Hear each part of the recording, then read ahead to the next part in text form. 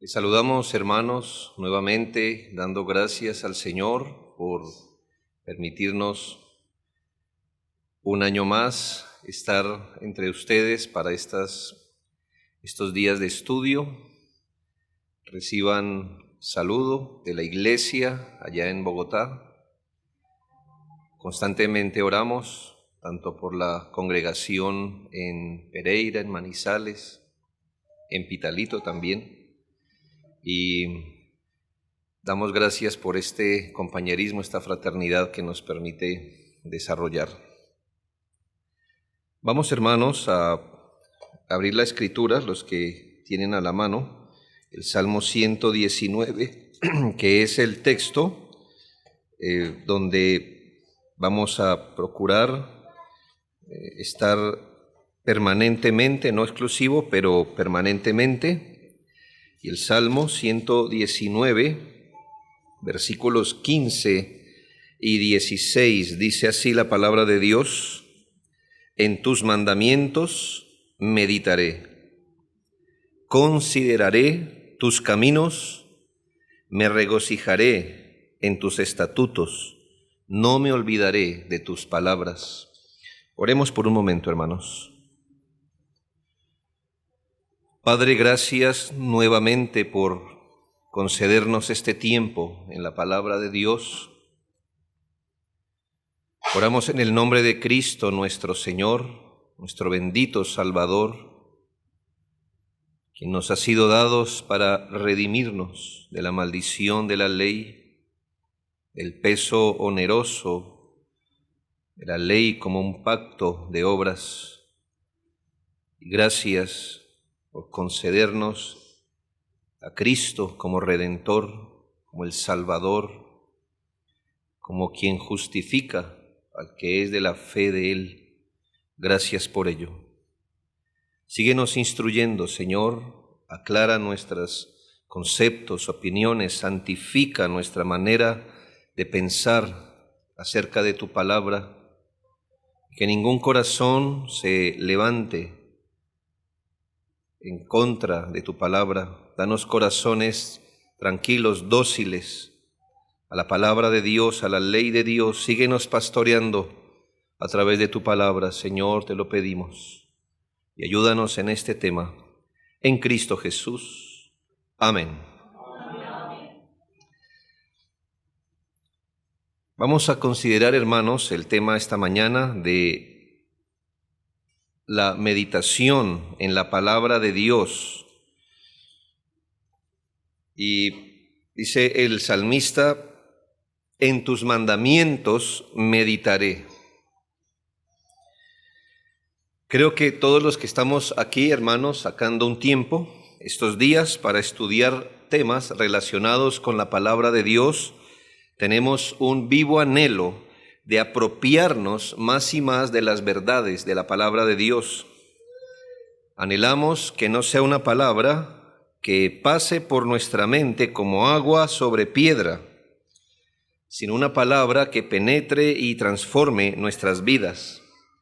Hemos aprendido que la palabra de Dios puede recibirse de manera momentánea y superficial, de manera que con el tiempo la relegamos y ni siquiera a veces la recordamos. Recuerde la parábola del sembrador, cómo en efecto la palabra puede quedar inútil en el alma de una persona. Nos cuesta asimilar la palabra, integrar sus verdades en el tejido de nuestra vida. Y muchas veces nos parece que no estamos aprovechando la Escritura como deberíamos. El mundo de hoy no es uno que coopere con un acercamiento juicioso a la Escritura.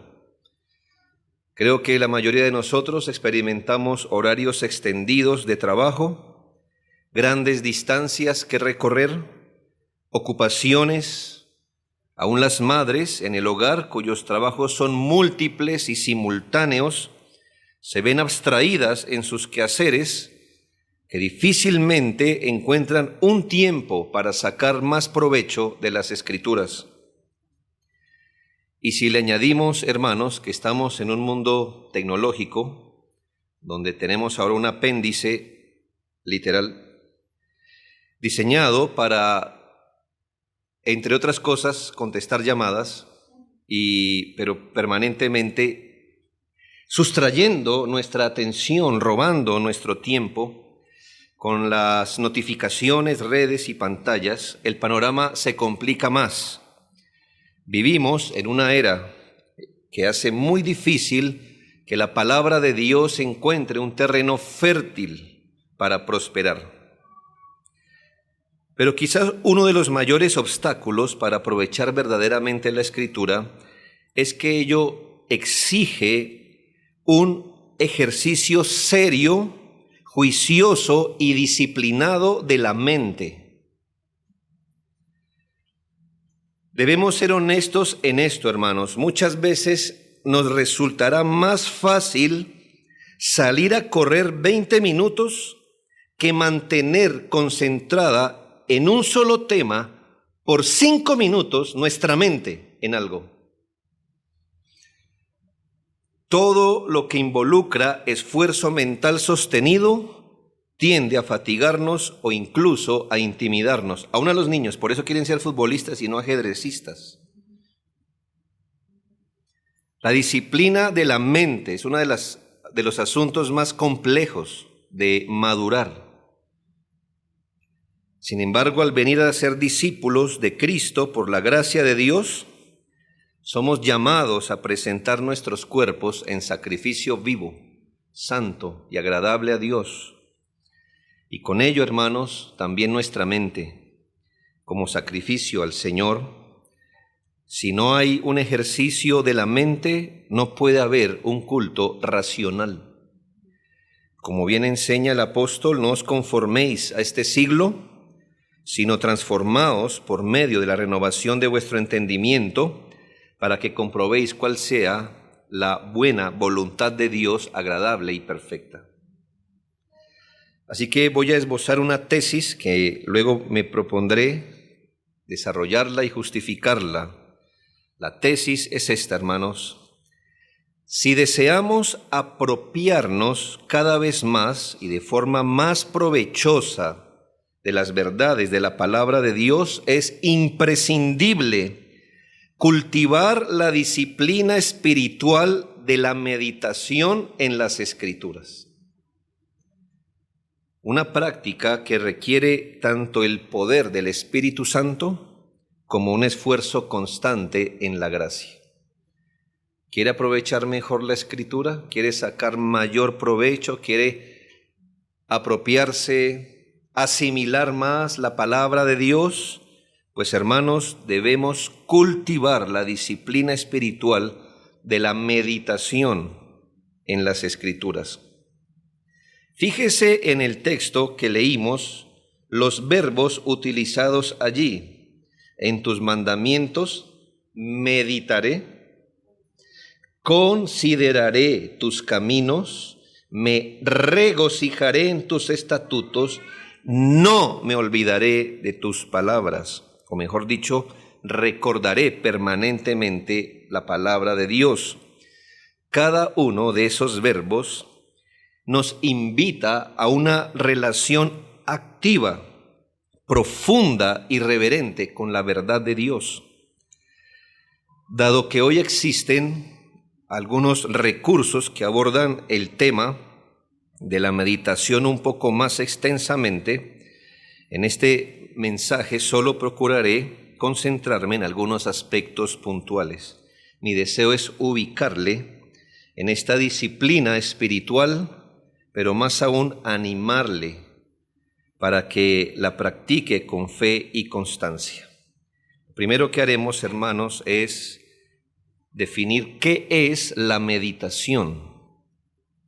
Desde su etimología, la palabra meditar, usada aquí en el Salmo 119:15, significa tener comunión con uno mismo, considerar o pensar.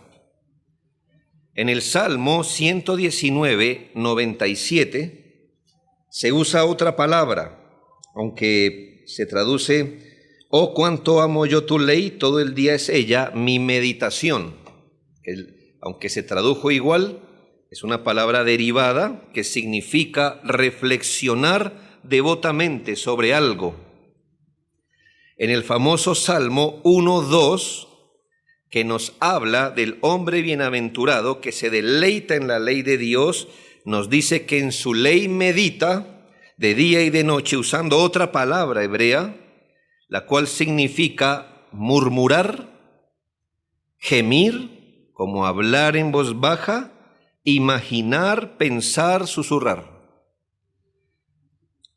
Para no hacer extenso el asunto, definitivamente la meditación, según la Escritura, es un ejercicio deliberado o intencional de la mente. ¿Consiste en qué? En pensar, en enfocar la atención, en repasar un asunto con detenimiento, de cómo explicárselo a uno mismo y reflexionar en él de manera sostenida.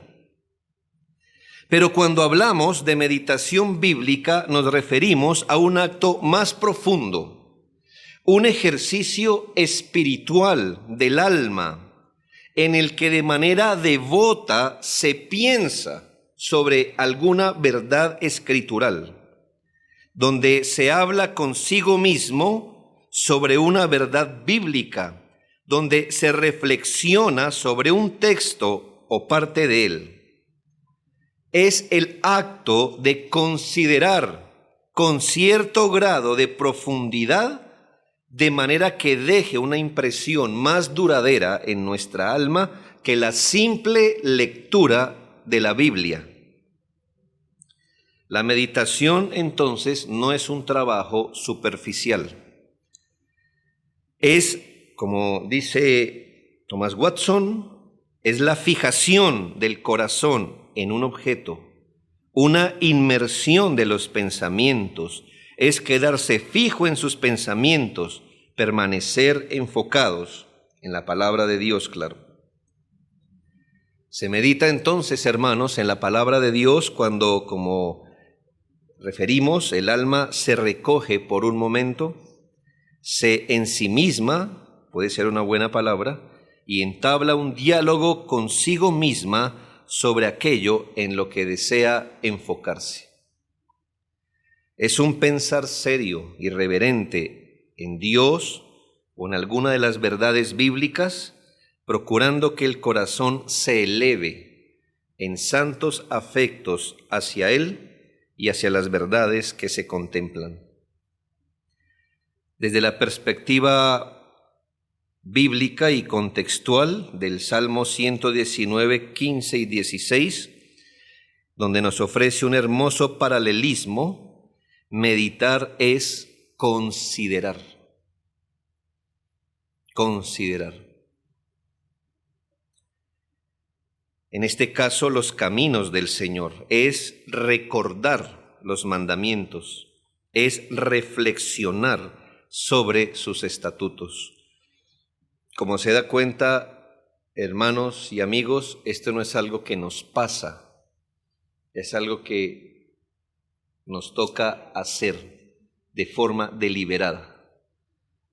No es algo como una tentación, por ejemplo, del diablo, que usted, aún no buscándola, le llega a la mente. La meditación es algo que nos toca buscar, perseguir, nos toca dedicar tiempo a lo que en el caso de nosotros los creyentes consideramos más importante, que es conocer la voluntad de Dios, conocer a Dios a través de la palabra. Tenemos, según la Escritura, que sacar tiempo para considerar, para recordar, para reflexionar. No se trata simplemente de leer. ¿Cuántas veces, hermanos, hemos leído? Para luego olvidar casi a los 5 minutos lo que hemos leído. Se trata de saborear, de fijar la mente y el corazón hasta que la palabra de Dios haga una impresión en el corazón. No olvidemos nuestra tesis.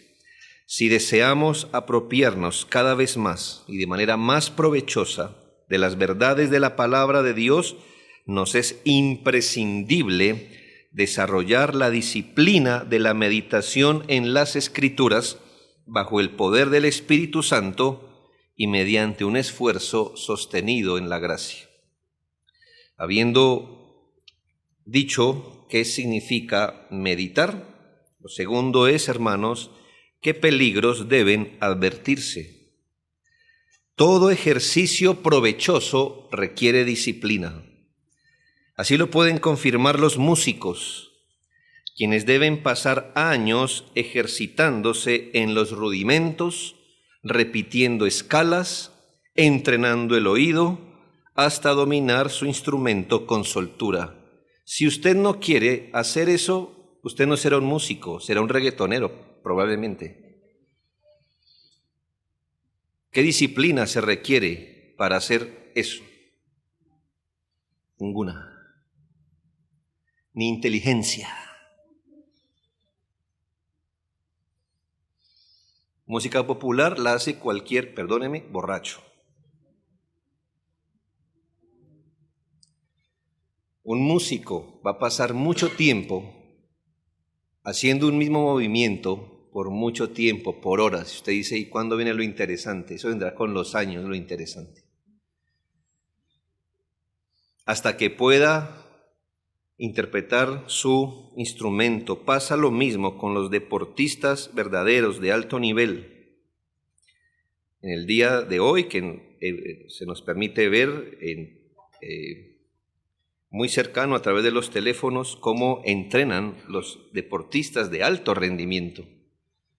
A veces solo entrenan por meses cómo arrancar en una carrera. ¿Cómo arrancar? ¿Sí los ha visto? ¿Cómo arrancar? Arrancan y vuelven atrás, y arrancan y vuelven atrás. No llegan a ninguna meta, solamente están ensayando cómo arrancar. Por mucho tiempo.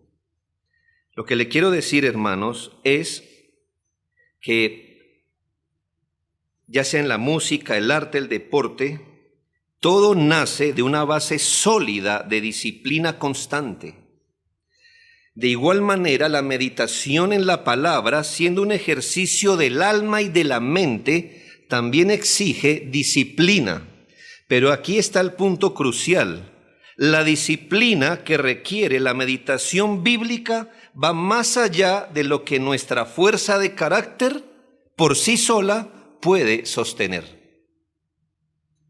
Por eso, antes de avanzar, quiero hacer dos advertencias pastorales que deben tener muy presentes si deseamos avanzar con provecho en esta santa práctica. Lo primero es que la meditación no se apoya ni consiste en algunas metodologías frías e impersonales. La meditación no se apoya ni consiste en algunas metodologías frías e impersonales. Aunque, por supuesto, hermanos, incluye la disciplina, no se trata de la imposición metodológica como quien debe seguir una rutina de ejercicio mientras desearía estar en la cama. En el Salmo 119, 48 se lee lo siguiente: alzaré asimismo mis manos a tus mandamientos que amé y meditaré en tus estatutos. El orden en este texto es importante. Note, amé tus mandamientos primero y luego meditaré. El orden es importante. El orden que el Espíritu Santo aquí inspiró no es accidental. Primero está el amor por los mandamientos y luego la meditación. Esto nos enseña que la meditación verdadera nace del aprecio que le tenemos a la palabra de Dios, de la admiración, del deleite. Es que si saltamos con garrocha y caemos en la meditación sin ni siquiera amar lo que estamos leyendo, por eso nuestra disciplina carece de valor, pronto se apaga. El salmista dijo: alzaré mis manos a tus mandamientos que amé y meditaré. meditar no es el resultado de una presión, de una metodología o del temor, sino el fruto de haber aprendido a estimar la Escritura, de haberla saboreado, de desear permanecer bajo su luz y su calor. Cualquier método que utilicemos, una lectura programada de la Biblia, esquemas de estudio, ayudas devocionales, Biblias devocionales, pueden ser útiles, pero siempre deben estar subordinados al amor de Dios y a la devoción por la palabra de Dios. Porque si la meditación se convierte en una técnica vacía, perderá su poder transformador. Recordemos que la palabra no fue dada simplemente para ser analizada, según este texto, y como veremos quizás mañana, también para ser amada, abrazada y contemplada con gozo. La segunda advertencia es que la meditación en la palabra es un ejercicio espiritual, y por eso a veces fracasa nuestro acercamiento a la palabra de Dios. Eso, hermanos, yo sé que suena cliché cristiano, pero eso de hacer las cosas con nuestras propias fuerzas siempre fracasa. No sé si entiende la palabra nuestras propias fuerzas. En nosotros mismos hay fuerzas naturales como la atención, la perseverancia, el aguante, cosas así. Tenemos determinación, son fuerzas naturales. Si usted se apoya en su equipamiento natural, procurando aprovechar la palabra de Dios, va a fracasar. No sé por qué le llamamos fuerza de voluntad a eso que tenemos, que no es nada de fuerza, es pura debilidad. Hermanos, ¿disciplina para leer un libro? ¿Alguno? ¿Verdad? Difícil, ¿no? ¿Deporte? Se ve que no, ¿verdad? Bien. ¿Dieta? No. Siendo que esas cosas naturales las podemos hacer con la fuerza de voluntad. Y ni siquiera eso. Y ya vamos a pensar que apoyados en ese tipo de capacidades naturales, vamos a hacer un ejercicio espiritual. No, hermanos. Por eso fracasamos. Porque nos apoyamos en la misma fuerza que usamos para leer un libro que para leer la Biblia y meditarla. Fracasamos, hermanos. La meditación en la palabra es un ejercicio espiritual. No es simplemente un esfuerzo intelectual ni una tarea de concentración mental. Es ante todo una obra espiritual que requiere la asistencia constante del Espíritu Santo sobre esta labor. Solo el Espíritu puede producir en nosotros las virtudes necesarias para sostener este ejercicio, como por ejemplo la templanza o dominio propio. En nuestra Escritura, hermanos, el dominio propio, la disciplina, es fruto del Espíritu. Entonces búsquelo del Espíritu, sin las cuales, dominio propio, templanza, sin las cuales fácilmente nos distraeremos o desanimamos. Entendemos que la obra iluminadora del Espíritu Santo opera cuando leemos la palabra para hacernos entender su significado. Gloria a Dios por la obra iluminadora del Espíritu Santo, ya sea que la leamos o cuando el Espíritu Santo nos ilumina para que podamos entender lo que escuchamos, como cuando se predica. Sin embargo, la obra iluminadora del Espíritu Santo no debe limitarse. Cuando leemos la palabra o la escuchamos, también debe extenderse cuando meditamos. Porque si el Espíritu Santo no guía nuestros pensamientos, meditaciones o reflexiones conforme al sentido recto de la Escritura, entonces podemos escuchar una palabra sana y meditar en cualquier cosa equivocada.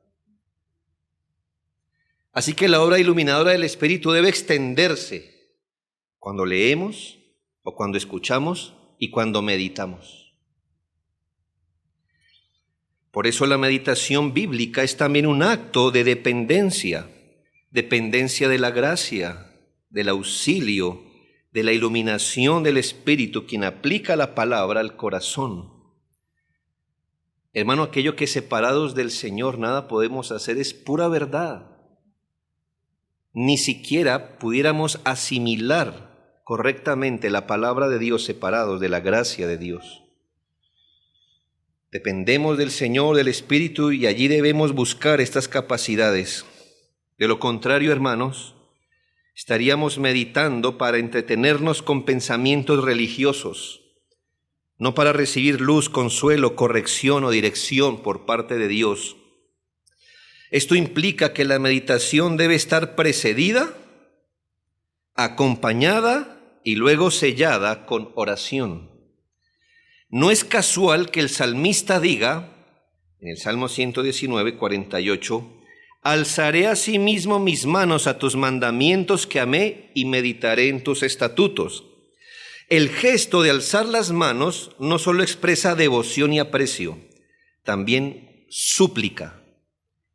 Comentando este texto, John Gill escribió, mostrando con tal gesto su gran estima por ellos, y siendo este un gesto de oración, puede significar su sincero deseo y petición de que pueda tener gracia y fortaleza espiritual para permitirle observarlos. Así, hermanos, la meditación es un ejercicio espiritual. Nosotros debemos acudir al trono de la gracia cada vez que nos dispongamos a meditar, pidiendo la asistencia del Espíritu Santo para pensar bien, para que esta palabra meditada nos afecte santamente y para saber cómo aplicar con sabiduría las verdades del Señor que estamos meditando a nuestras vidas. Habiendo hecho estas dos aclaraciones que hemos visto, lo primero, hermanos, ¿qué es la meditación? Lo segundo, los peligros que deben advertirse. En tercera medida, ¿cuáles son los contextos propicios para meditar en la palabra de Dios? ¿Cuáles son los contextos propicios? A veces relacionamos meditación con eso que hacen algunos monjes en algún lugar del mundo, ¿verdad? Y usted ha visto qué buscan, ¿verdad?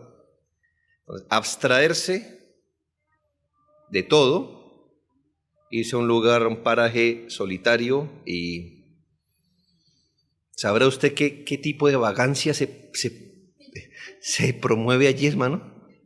¿A quién les paga por hacer eso, hermanos? Increíble que eso se ponga a veces como modelo, ¿no? De vida, de gente. No hacen nada. Sí, recogen agua en sus cubos, ¿cierto? En un bambú, no sé. Maravilloso, ¿verdad? No es nuestro caso.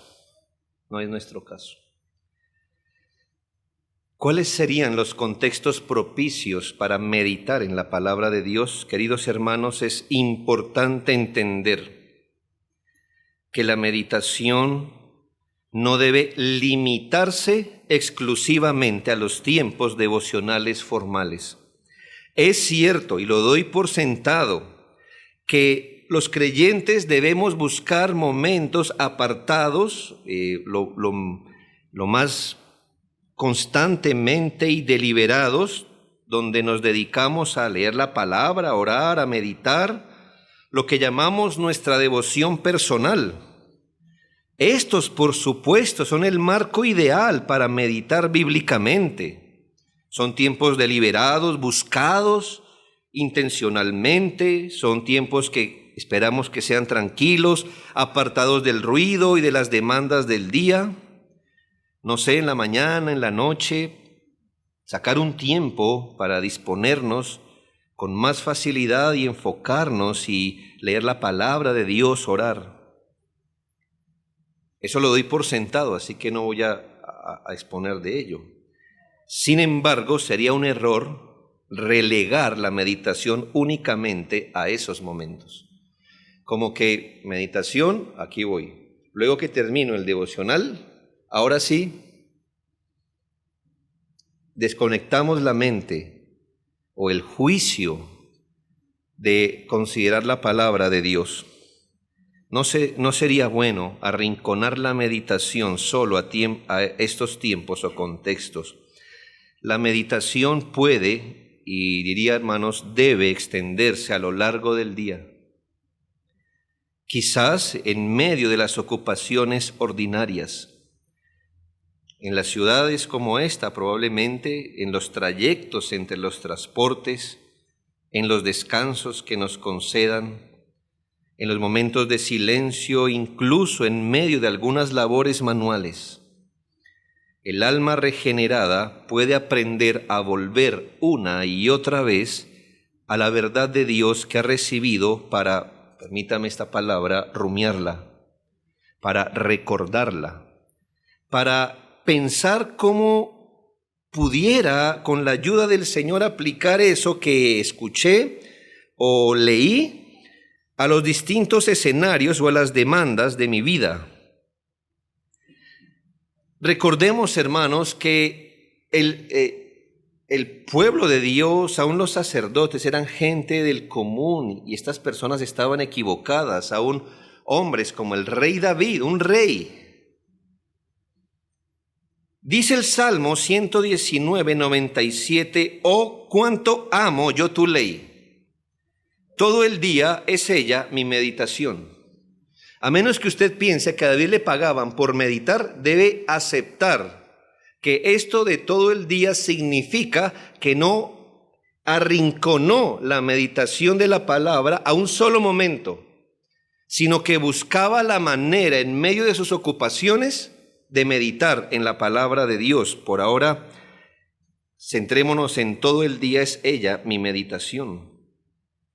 Así como el salmista, nosotros también estamos llamados a vivir con la palabra presente en el corazón y activa en la mente, en toda ocasión en que podamos traerla a la memoria y considerarla.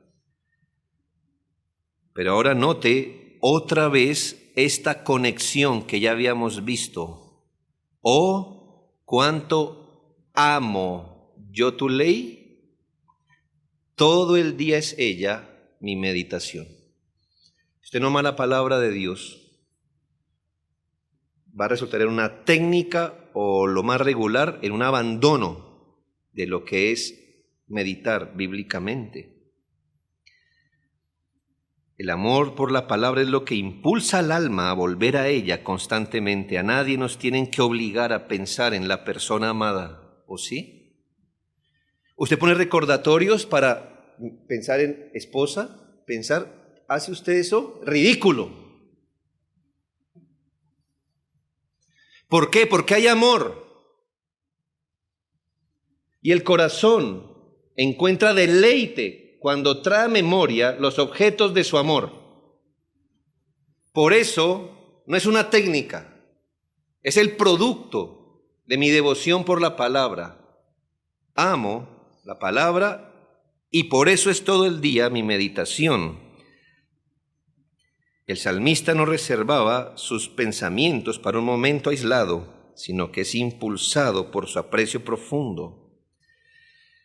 El Salmo 119, 148 expande aún más esta verdad porque dice, se anticiparon mis ojos a las vigilias.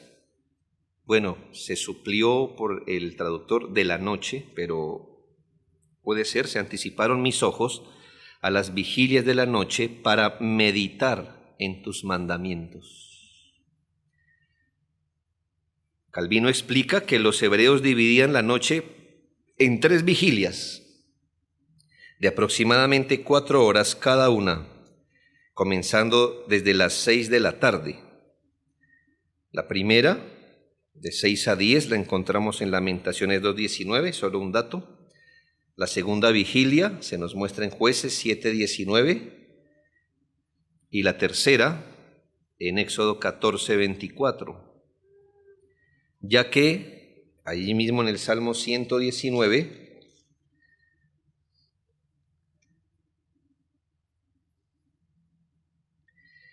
versículo 147 dice, me anticipé al alba y clamé.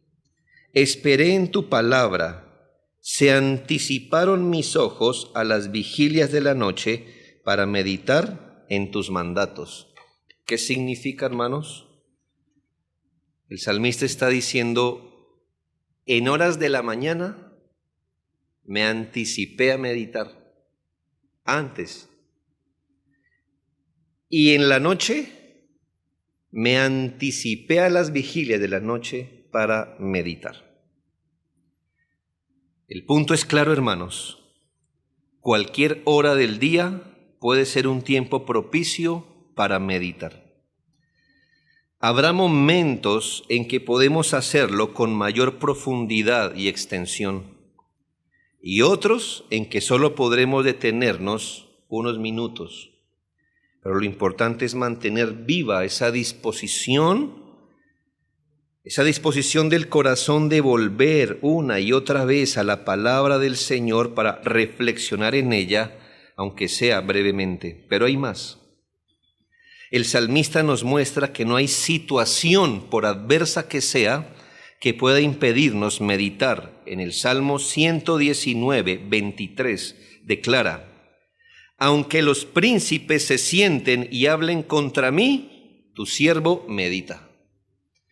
Nos enseñó que no hay un tiempo específico, sino que todo tiempo puede ser propicio para meditar.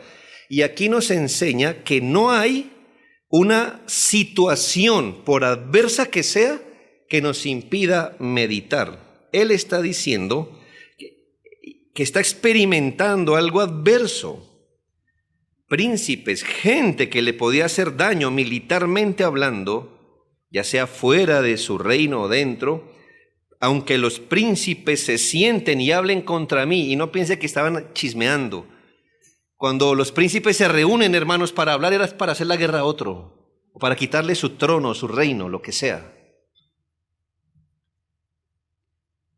Aunque los príncipes se sienten y hablen contra mí, tu siervo medita en tus estatutos. Cuán fácil un problema sustrae nuestro pensamiento y se vuelve el eje de nuestra vida, ¿no?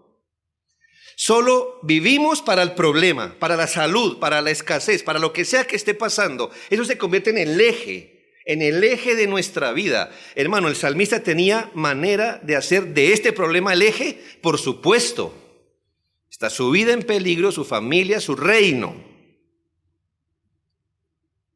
Pero ¿qué dice él? Aunque los príncipes se sienten y hablen contra mí, tu siervo medita en tus estatutos. En medio de la oposición, de la calumnia o la presión, él no permitía que el sufrimiento acaparara por completo su atención. Él no hacía negación de eso. De hecho, lo está reconociendo que eso está pasando.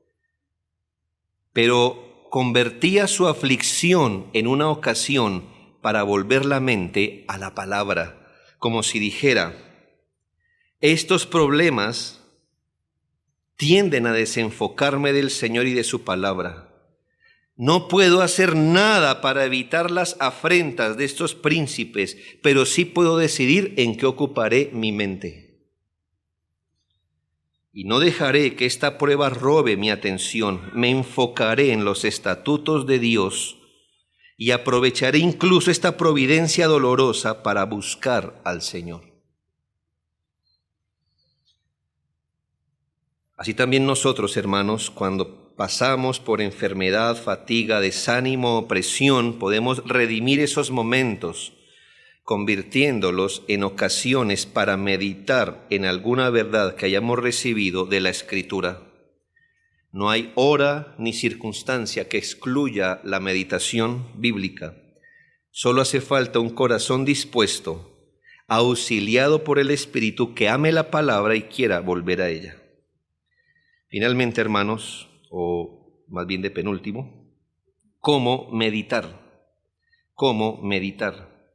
La pregunta por el cómo puede resultar incómoda para algunos. Hay quienes por su temperamento o formación prefieren reglas claras y estructuradas, mientras que otros se inclinan por la espontaneidad y rechazan toda forma de método. En ambos casos, hermanos, corremos el riesgo de apoyarnos en una forma o en una sin forma. más que en la realidad viva de mi relación personal con Dios. Aún así, hay un orden básico y natural, no un método, hay un orden básico y natural que puede ayudarnos a entrar con más claridad en el ejercicio de la meditación bíblica. No se trata de imponer una metodología rígida, sino de señalar una secuencia lógica y espiritual que se desprende del mismo testimonio de la Escritura. Primero, lea o escuche con entendimiento.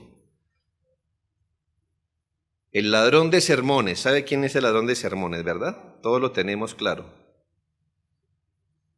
Tiene muchas metodologías a la mano y una de ellas es robar la atención, el entendimiento. Creo que nos ha pasado a todos. Estamos escuchando el murmullo o pasamos los ojos por lo que estamos leyendo y la mente no está allí, no está allí.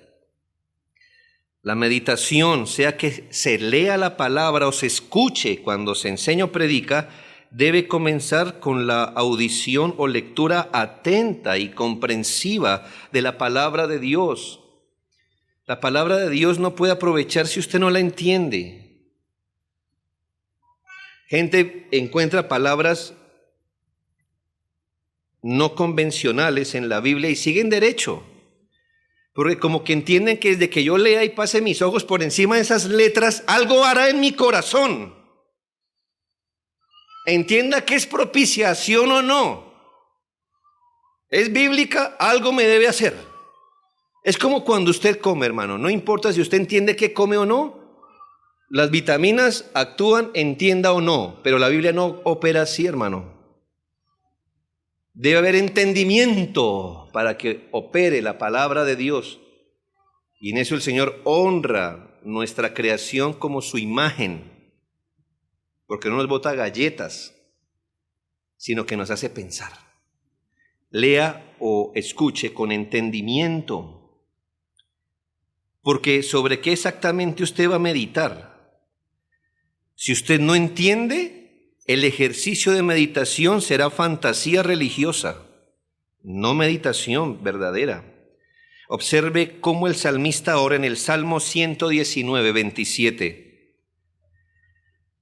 Hazme entender el camino de tus mandamientos para que medite en tus maravillas. El orden, importante otra vez. Antes de meditar, ¿qué? Hazme entender para que medite. Si no se entiende la meditación, el mismo provecho del yoga, me imagino, en su mente en blanco, porque ¿sobre qué va a meditar? Primero hazme entender. La meditación se edifica sobre el entendimiento claro de la verdad divina. Sin luz no hay reflexión verdadera. Segundo, extraiga una verdad o principio específico. Usemos el mismo Salmo 119, 27 que acabamos de leer. En este caso, note que el salmista no habla de meditar en abstracto, sino dice, hazme entender el camino de tus mandamientos para que medite ¿en qué? En tus maravillas. O sea que la meditación no es un ejercicio que se hace en lo abstracto. Al menos a la luz de este texto, el salmista pide entendimiento para meditar en las maravillas de Dios. No es el único tema, pero es un buen ejemplo. La meditación bíblica no es una repetición vacía ni un divagar sin rumbo. Es una reflexión enfocada en un objeto. Ese objeto puede ser diverso. Los atributos de Dios o uno de ellos, sus obras pasadas, presentes o lo que el salmista le llamó sus maravillas, una doctrina o parte de ella, una promesa, un mandamiento, un ejemplo, una advertencia, un axioma espiritual. Cualquier asunto puede ser objeto de meditación. No se piensa en abstracto, sino en concreto. La clave está en detenerse, tomar un principio específico, una verdad y enfocarse con reverencia en ella. Tercero, responda de forma práctica, porque el punto es, hermanos, ¿para qué estamos meditando? Estamos meditando, creo que para ser transformados. La meditación que no produce una respuesta concreta puede convertirse en un ejercicio estéril. El objetivo, hermanos, no es pasear una verdad como el chicle en nuestros dientes, de un lado para otro. ¿Cómo para qué? La intención, hermanos, es que palabra meditada sea asimilada y produzca una transformación en nosotros. Mire cómo continúa el salmista allí mismo, en el mismo Salmo 119, 27, después de haber dicho, hazme entender para que medite, el versículo 29 y 30, ¿qué dice?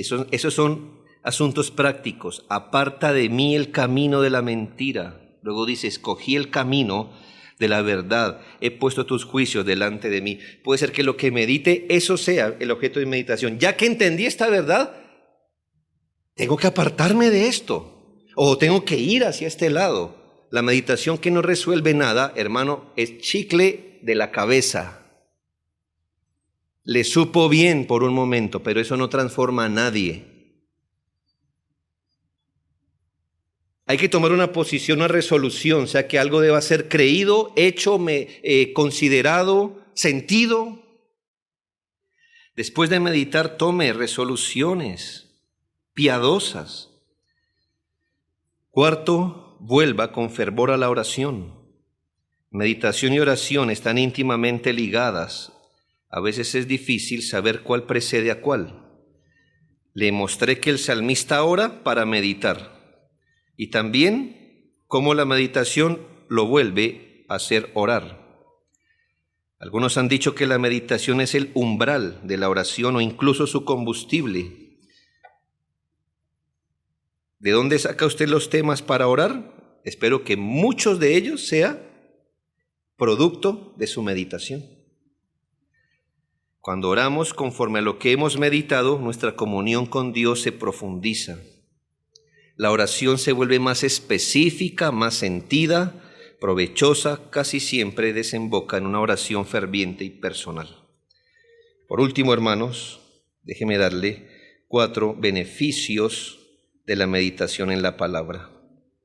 Los beneficios de la meditación espiritual de la palabra son abundantes. Todo lo que la Escritura promete hacer en el alma del creyente, como consolar, fortalecer, iluminar, corregir, transformar, se cumple especialmente en aquel que se dedica a meditar con amor en la palabra. Pero quiero limitarme a los beneficios específicos de este ejercicio santo. Podemos destacar al menos 4. 1. Desarrollo de virtudes piadosas en el carácter. Salmo 1:3 lo dice. Porque compara al hombre que medita de día y de noche en la ley del Señor con un árbol. ¿Y qué dice del árbol? Será como árbol plantado junto a corrientes de agua, que da su fruto en su tiempo y su hoja no cae, y todo lo que hace prosperará. Aquí se nos promete que, hermanos, a quien medita día y noche en la palabra de Dios, una vida espiritual firme, vigorosa, constante, nutrida por aguas profundas. Este fruto no viene por un contacto superficial, porque en esta analogía, ¿cómo está el árbol? Al lado del agua, no pegado, hermano, está enraizado. Y por ello el fruto, la meditación nutre el carácter, porque estamos hablando de la palabra de Dios que transforma. Eso se espera del que medita, un carácter transformado. Sostiene la fe en tiempos de sequía y hace prosperar toda obra que nace de la obediencia. Segundo, otro fruto es el aumento de las disposiciones en la adoración, lo cual es trascendental, hermanos, porque fuimos creados y vueltos a crear espiritualmente para la adoración a Dios. Así que si usted no es un creyente igual adorador, usted ha perdido el tiempo. Porque un creyente es sinónimo de un adorador en espíritu y en verdad. No hay otro tipo de creyente del nuevo pacto, sino el adorador. Claro, usted piensa, es cantar. No, adorar es más que eso, por supuesto. ¿Y qué dice la Biblia, hermanos? Salmo 104:34, dulce será mi meditación en él, yo me regocijaré en Jehová. Mire, el hermanito quejoso es el hermano que nunca medita en la palabra de Dios. ¿Le da sentido? Según este texto, ¿le da sentido o no, hermano? Sí, comprométase. Sí, porque dice, dulce será mi meditación en él, yo me regocijaré. Cuando usted lo piensa bien, usted dice, esto que tenía como queja, no, o no tanto, o no así. Alguien dijo que el que adora por deleite ha encontrado el clímax de la adoración. El clímax de la adoración no es repetir formas, sino alcanzar deleite genuino en Dios mismo. Y este deleite nace del conocimiento amoroso del Señor que viene a través de la meditación de la palabra. Tercero, crecimiento en sabiduría para vivir. Otro dulce fruto de la meditación. La sabiduría en sentido bíblico es más que conocimiento. Es la capacidad espiritual de aplicar correctamente la palabra de Dios a las circunstancias concretas de la vida. Así que usted conoce, y eso lo hace un ser de conocimiento, pero sabio, si sabe aplicar a las circunstancias concretas de la vida la palabra de Dios. Esta habilidad no se recibe automáticamente al convertirse, se desarrolla a través de la meditación. Salmo 119:99, más que todos mis enseñadores he entendido, porque tus testimonios son mi meditación. Se ha vuelto más sabio aunque sus maestros. ¿Por qué? ¿A qué seminario fue? No, por meditar. El que medita cree en discernimiento, aprende a ver la vida desde la perspectiva moral de Dios y por tanto vive una vida con prudencia. Y últimamente, hermanos, la bendición de Dios sobre la obediencia. Otro fruto de ellos, el último fruto, la bendición de Dios sobre su obediencia. Esto me parece redundante porque para los creyentes ya obedecer es una bendición. Y que además de eso seamos bendecidos por obedecer. O sea, es una bendición sobre una bendición. Dios ha prometido recompensarla no meritoriamente. En el Evangelio las recompensas no son meritorias, pero son recompensas. Y eso quiere decir, hermanos, que el Señor se deleita en recibir de su pueblo lo que Él mismo puso en su corazón. ¿Sí? ¿Le da sentido? Le cuento una parábola, hermano. Pasa con las esposas dedicadas al hogar, etcétera, que no generan sus propios recursos. Gloria a Dios por ellas. Dios las bendiga a todas. Y entonces, si yo quiero una corbata del Día del Padre, ¿qué me tocaba hacer? ¿Cierto? Bueno, mi amor, mira. Aquí está, dásela a los muchachos para que me compren una corbata. ¿Sí? No es raro, ¿verdad? Eso es lo que hacemos. Y cuando usted los veía llegar a sus hijos con la corbata, ¿usted qué decía? ¡Ja! Mi propia plata. ¿Sí? ¿Qué decía usted? Aún con ojos llorosos, usted se la recibía de su mano. 1000 veces mayor es lo que el Señor hace con nosotros, hermano.